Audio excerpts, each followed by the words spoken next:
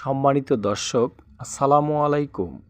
আশা করি আপনারা সবাই ভালো আছেন। মরিচের সেরা জাত কোনটি, এমন একটি টাইটেল নিয়ে আজকের এই প্রতিবেদন আপনাদের সামনে তুলে ধরছি।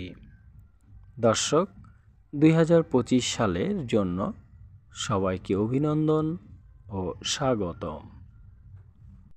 দর্শক, চাষাবাদ করতে গেলে আমাদের সব সময় একটি টেনশন মাথায় থাকে, আসলে কোন জাতটি নিয়ে কাজ করব এবং কোন জাতটি ভালো হবে। এমন একটি প্রশ্ন থেকেই এই প্রতিবেদনে তার উত্তর এবং সমাধান দেওয়ার চেষ্টা করছি। সবার আগে একটা জিনিস বোঝার দরকার আছে দর্শক, তা হচ্ছে বাণিজ্যিকভাবে চাষাবাদ করতে গেলে অবশ্যই অধিক ফলনশীল জাত নির্ধারণ করতে হবে। কারণ ফলনে যদি বেশি না পাওয়া যায় তাহলে বাজারে বিক্রয় করে অধিক টাকা ইনকাম করা যাবে না। তো সেই ক্ষেত্রে আপনারা যে মরিচ গাছগুলো দেখতে পাচ্ছেন, মার্শাল্লাহ গ্রোথ খুবই সুন্দর এবং রেজাল্ট খুবই ভালো। জাতটি এয়ার মালিক সিডে বিজলি প্লাস মরিচের জাত। দর্শক, এবছর 2024-এ সবচেয়ে সেরা পারফরমেন্স করেছে এই বিজলি প্লাস।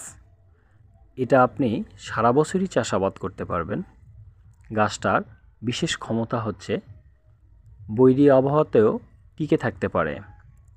বর্ষা, শীত যে কোনো সময় বা গরমেও এটা রেজাল্ট ভালো।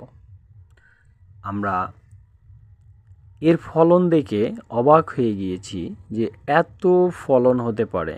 তবে এই জাতটির দুটি সমস্যা আছে। একটা হচ্ছে একটু বেশি লাইট গ্রিন আর ঝাল একটু কম। কিন্তু দর্শক, সবচেয়ে বেশি টাকা দিয়েছে এই জাতটি।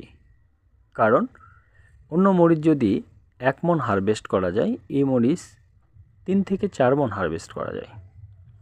তাই এটাই আমার কাছে সবচেয়ে সেরা জাত হিসাবে নির্বাচিত 2024-এ। আপনাদের সামনে এই বিষয়টি শেয়ার করলাম। এটা জুন মাসে যদি আপনি রোপণ করেন, জুন, জুলাই, আগস্ট, সেপ্টেম্বর থেকে ডিসেম্বর পর্যন্ত যদি আপনি রোপণ করেন, এর রেজাল্ট অসাধারণ।